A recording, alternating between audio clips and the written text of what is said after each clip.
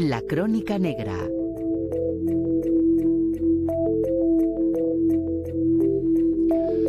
Bueno, vaya un dato por delante. En 2020 España registró 15.688 notificaciones por maltrato infantil. Violencia familiar, abusos sexuales y ciberacoso son algunas de las formas de maltrato.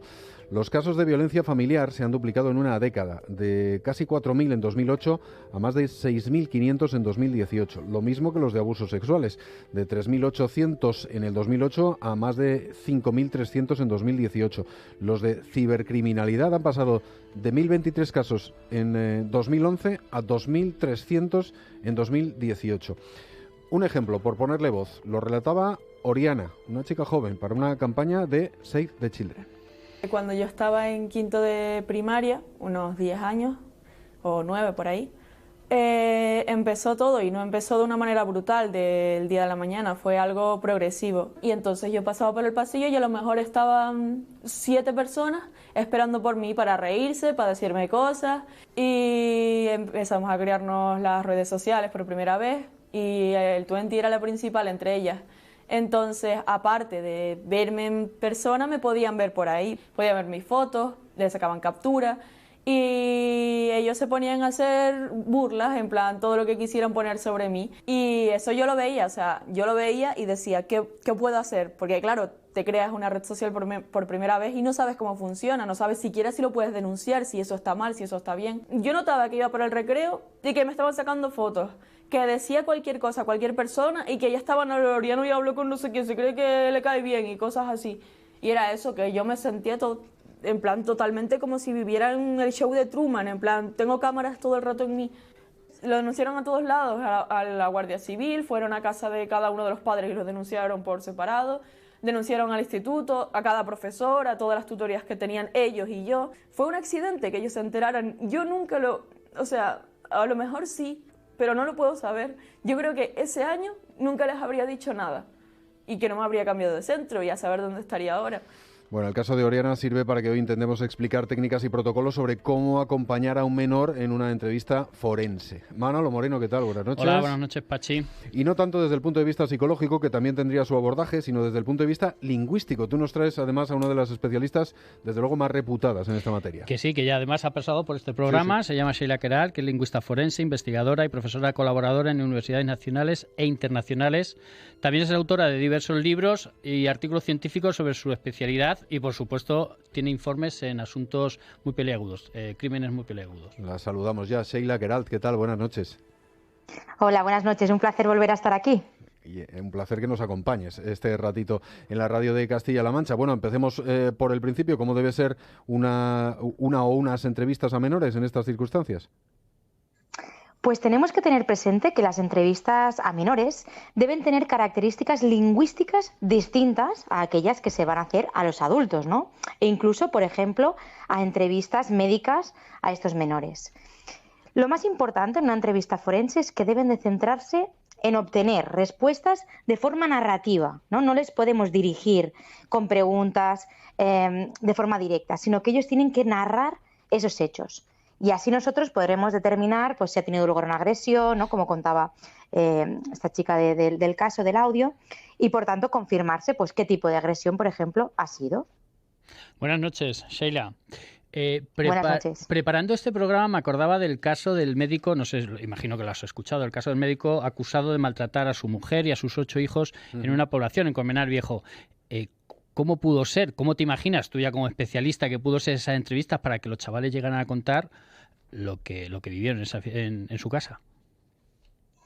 Claro, aquí lo más importante sobre todo es crear esa empatía, ¿no? con el menor, para que el menor se abra a explicar esos hechos, ¿no? La mayoría de ellos, también como decía la chica del audio, no son capaces de abrirse, ¿no? Y contar, confiar en alguien para llegar a contar esos hechos, pues por miedo a las represalias de los propios agresores o incluso a que los padres, por ejemplo, denuncien, ¿no? No quieren normalmente que se denuncien, sobre todo por miedo o por vergüenza en algunos casos. Ajá. Y además, abundando en este asunto, ni el médico ni la madre se pueden acercar, por decisión judicial, a sus hijos. Claro. ¿Cómo se le explica eso a estos chicos que son menores? Claro, es importante que los menores normalmente entiendan todo aquello, todo aquel proceso, ¿no?, por el que han pasado, y no se deben de ocultar los hechos. Obviamente no se tienen que explicar, ¿no?, con todos los detalles, pero sí que ellos tienen que tener la información suficiente para entenderla. ¿Cómo tenemos que abordarlo? Sobre todo desde la sencillez del lenguaje, ¿no? Explicarles de forma muy clara, muy sencilla, qué es lo que ha ocurrido. Lo más importante, también. Uh-huh. Yo no sé si tenéis en este sentido, o tú para tu tarea, algún tipo de entrenamiento desde el punto de vista psicológico, porque al margen de tus conocimientos como lingüista forense, esto requiere ese punto al que te referías tú de empatía que, por muy sabio que una persona puede ser, puede no tener, ¿no? ¿Tú cómo entrenas la actitud para este tipo de entrevistas? Bueno, obviamente todo se tiene que aprender, ¿no? Nosotros muchas veces sí que trabajamos con equipos, por ejemplo, multidisciplinares, en los que hay pues el psicólogo, y ellos abordan esa parte, ¿no?, ese análisis psicológico. Nosotros siempre nos abordamos únicamente la parte más lingüística, ¿no? Uh-huh. Por nuestra parte, ¿cómo hacemos, cómo creamos, ¿no?, esta confianza, o cómo les mostramos, sobre todo, un elevado grado de interés, ¿no?, en la conversación? Tenemos que tener presente que nosotros no queremos extraer conclusiones, sino que queremos esclarecer esos datos, ¿sí? Y tenemos que respetar siempre el discurso pues libre, que sea espontáneo, en el menor. Y nosotros hablamos de no contaminar ese discurso, ¿no? No introducirle ideas, palabras, incluso a veces opiniones, juzgarlos de alguna manera, ¿no? Uh-huh. Ya esto siempre lo hacemos pues a través de herramientas pues lingüísticas, ¿no?, que refuercen ese vínculo. Por ejemplo, ponme alguna muletilla que debáis utilizar o que utilicéis habitualmente. Por ejemplo, para comenzar la entrevista, ¿no? Uh-huh. Un buen comienzo sería un cuéntame todo lo que recuerdas de ese día, aunque por ejemplo no creas que sea importante, ¿no? El uso de esta fórmula gramatical, el cuéntame, sería clave para incentivar, ¿no?, que el niño comience con esa narrativa. Claro.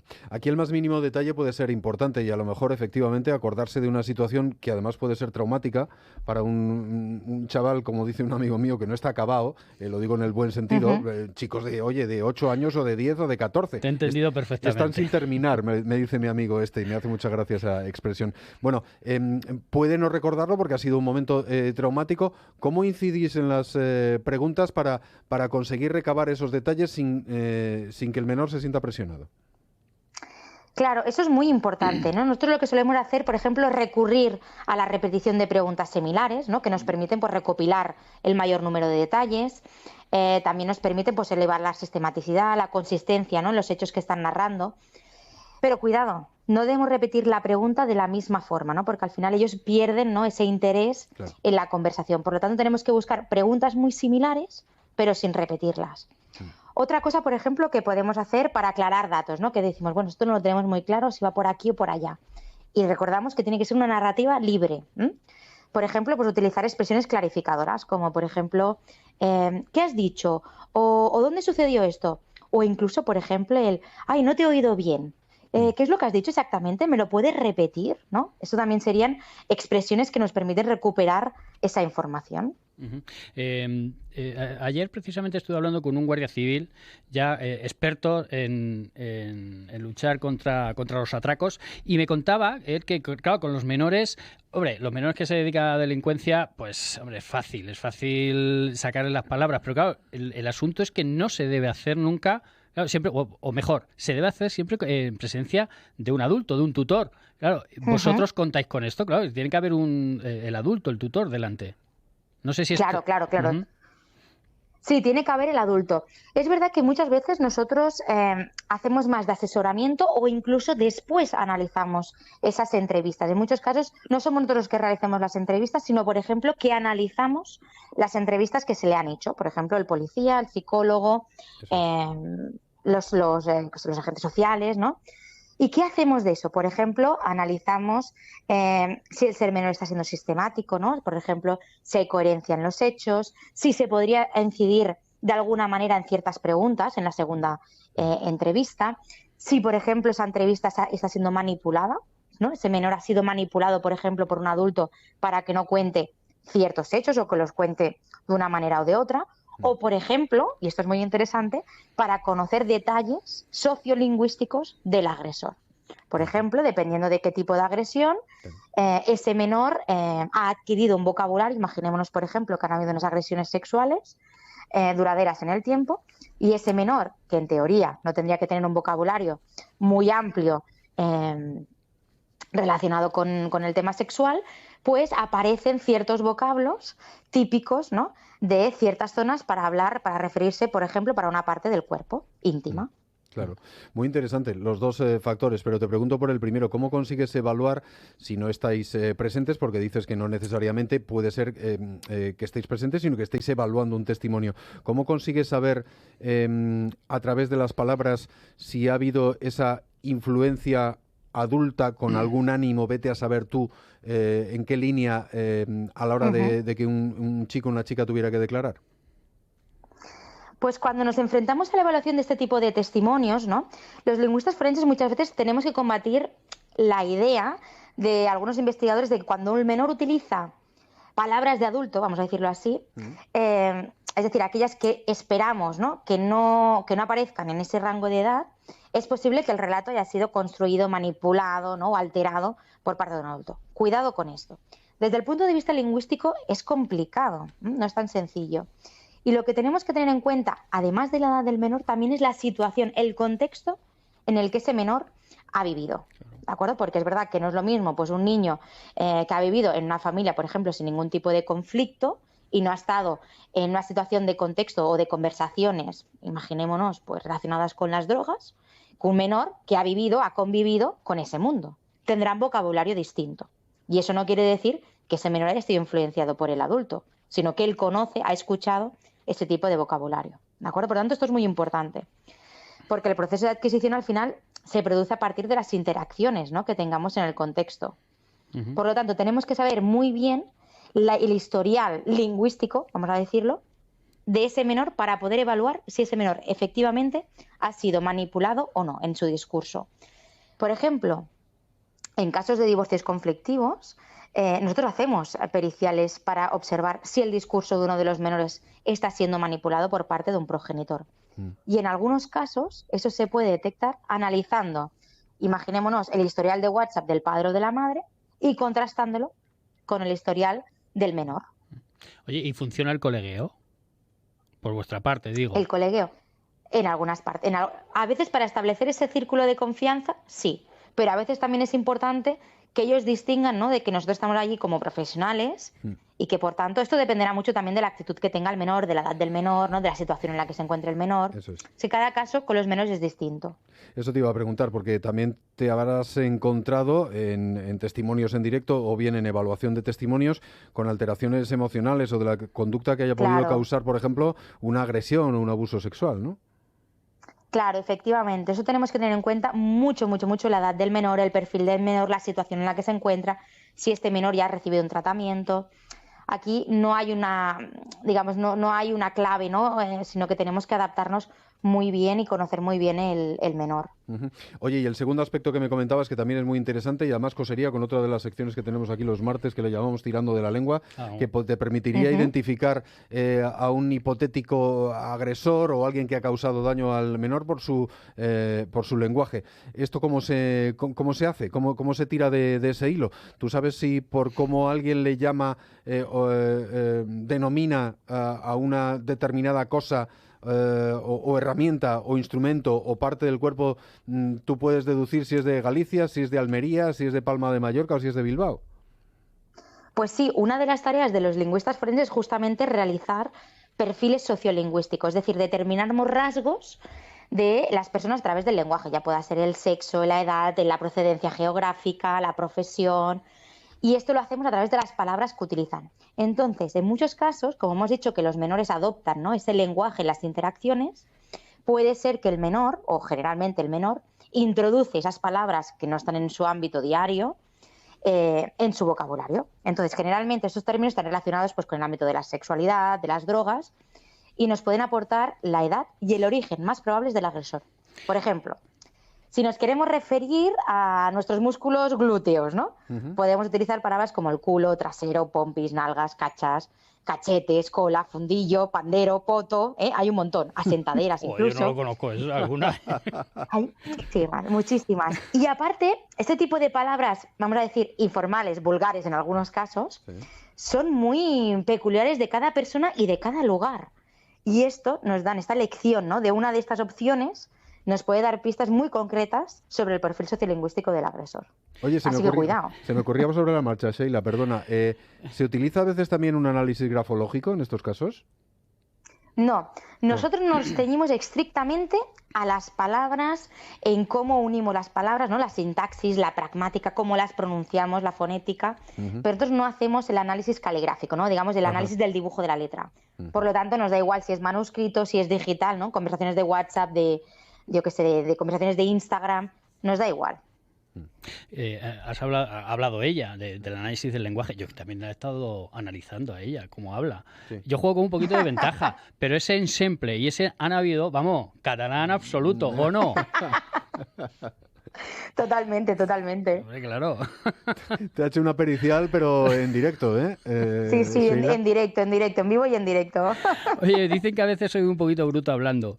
Estoy viendo aquí una frase que se utiliza, eso de no te he oído bien. ¿Qué es lo que has dicho exactamente? Yo lo diría de una manera a lo mejor un poquito brusca. ¿Tú cómo lo dirías? No sé, cuando estás entrevistando a un menor. Bueno, el no te he oído, no te he escuchado, ¿no? ¿Me puedes repetir? Ay, es que no te... Sí, no te he oído. Bueno, si eres catalán a lo mejor se te escapa un no te he sentido, ¿eh? También. Claro. Que esto es muy catalán. Como un modo casual, ¿no? Lo utilizarías un modo como casual, ¿no? Sí, exactamente. Es como un modo casual para no dar a entender de que él lo ha dicho mal, sino que el fallo es tuyo, ¿no? Que tú no has tenido la capacidad de escucharlo. Claro. Sí, está muy bien lo que nos está desvelando, porque efectivamente si tú repitieras, como decías antes, la misma pregunta, el menor tendría una sensación de interrogatorio y no puede tener esa sensación. Oye, y en cuanto a la duración, según tu experiencia, ¿cuánto debería durar? Porque claro, llega un momento que un menor, también dependiendo de la edad, está más o menos cansado. Claro, eso es verdad. También dependerá, ¿eh? Normalmente suelen durar entre media hora, una hora, ¿no? Dependiendo también, claro, de cómo esté el menor, de si realmente está con sus facultades y, claro, esto dependerá. Si a lo mejor tienes que hacer distintos paros, si ese menor tendrá la capacidad, el espacio, claro, que el espacio sea adecuado, porque esto también es muy importante. Dibuja un poquito, ¿cómo debería ser ese espacio? Hombre, según la literatura científica, por ejemplo, los holandeses, que lo hacen muy bien, por ejemplo, tendría que ser una sala adaptada a los menores. Incluso las sillas, ¿no? Tendrían que ser más pequeñitas, que el menor se pueda mover por la sala. Pero claro, esto yo creo que todavía nos queda mucho por avanzar. Pero en España es verdad que se va mejorando, pero todavía queda. Estamos hablando, por ejemplo, me estás recordando a tu hija Mel, por cierto, un saludo, que soy fan de ella. Claro, estaba hablando de las sillas pequeñas, me estoy imaginando, pues eso, para niños de... Como la sala de pediatría. Sí, algo así, ¿no? Pero claro. Pero estamos hablando no solo de menores de esa edad, estamos hablando de menores de 14, 15, 16 años. Claro, en estos casos ya podría ser una sala más adulta, ¿no? Esto dependerá, claro, tendríamos que ir adaptándolo a la sala. Claro, un menor, por ejemplo, un adolescente de 14 o 15 se puede estar sentado y puede aguantar media hora perfectamente, ¿no? Claro. Y aquí quizá pues la sala tampoco tendría que estar tan acondicionado como si fuera un menor mucho más pequeño. Ya por entrar al detalle absoluto, Sheila, se me estaba ocurriendo que si tú sobre la marcha incluso piensas en el aspecto que debes lucir en un tipo de entrevista de estas características, es decir, hoy me pongo un vaquero, hoy me pongo un vestido, hoy me pongo unas zapatillas, hoy me peino así, hoy me peino de aquella manera. ¿También piensas en ese detalle? Por supuesto. Claro, por supuesto, en la imagen física e incluso el lenguaje no verbal, ¿no? Hay estudios, por ejemplo, que indican que los menores incluso copian el lenguaje no verbal.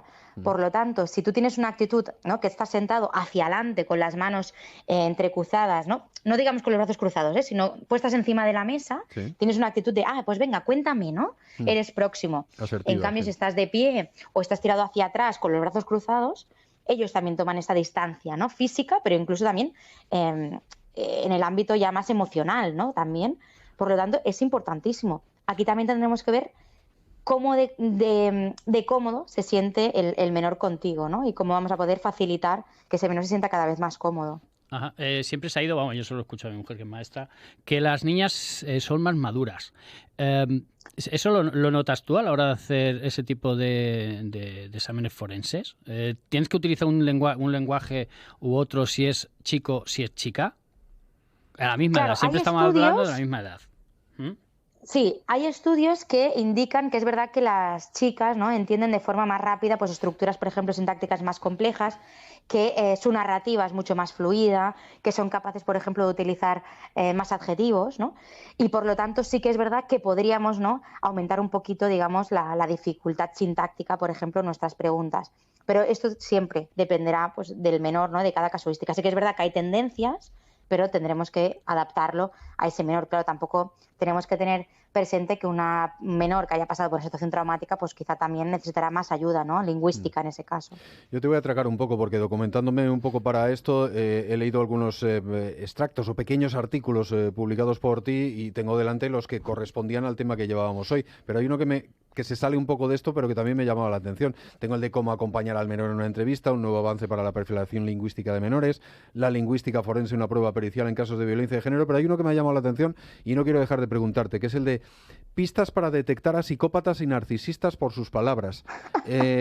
¿Cuáles son esas pistas? Porque a lo mejor dicen que hay psicópatas que brotan y que, sin embargo, estamos rodeados de psicópatas que no acaban de brotar nunca en nuestra diario de venir. ¿Cómo detectamos a un narcisista y a un psicópata por sus palabras? Bueno, pues en muchos casos ellos se suelen presentar, ¿no?, como víctimas, ¿no? En la mayoría de los casos ellos suelen ser la víctima y después van girando, ¿no?, en la mayoría de los casos, ¿no? Por ejemplo, también utilizan mucho el yo, ¿no? O, por ejemplo, también lo que hacen es utilizar la tercera persona. Podría estar relacionado, por ejemplo, con el autodistanciamiento. Cuando se refieren a sí mismos, en lugar de utilizar el yo, utilizan el él, ¿no? Él dice que tal cosa. Cuidado con esto. O, por ejemplo, utilizar también el nombre propio para referirse a sí mismos. Son cosas muy curiosas. Y después también, otro rasgo muy común de los narcisistas es, por ejemplo, el cambio de tema rápido. Cambian de tema, ¿no? Y por lo tanto es una incoherencia, ¿no?, que ellos van representando a lo largo de toda la conversación, que te van cambiando. Ahora te tiro por aquí, ahora te tiro por allá, ¿no? Y al final lo que hacen también es tener un poco el poder en la conversación. Normalmente el que cambia el tema es porque realmente tiene el poder en esta conversación. Oye, una curiosidad, ¿verdad? ¿Y cómo se vive en tu casa? Me refiero, claro, tú o sea, vamos, tu marido tiene que alucinar. Bueno, y tus hijos son chicos todavía, pero vamos, tiene que ser, vamos, los va a pillar, pobrecito, voy a hablar con ellos, voy a decir, que sepáis que vuestra madre lo va a pillar en la primera mentira que contéis. Sí, pobretes, tendrán que ser sinceros desde el primer momento. Por suerte soy muy empática y lo entiendo todo. Bueno, 9:29 minutos de la noche. Efectivamente, me acordaba que la anterior conversación que tuvimos contigo también fue así de amena y la verdad es que eres un libro abierto. Sheila Queralt, lingüista forense, investigadora y profesora colaboradora en universidades nacionales e internacionales. Un placer, como siempre, hablar contigo y lo dicho, eres un libro abierto y muy amena divulgando y transmitiendo conocimiento. Gracias, Sheila. A vosotros, muchísimas gracias, buenas noches. Salúdame, chao. Adiós. Adiós. Venga, Manolo, ¿y el jueves que viene? Pues mira, el jueves que viene acabo de hablar con ella hace 1 hora y media, con Cruz Morcillo, la periodista compañera mía en ABC, que hablaremos de unos podcasts que está publicando relacionados con crímenes. Ajá, muy bien.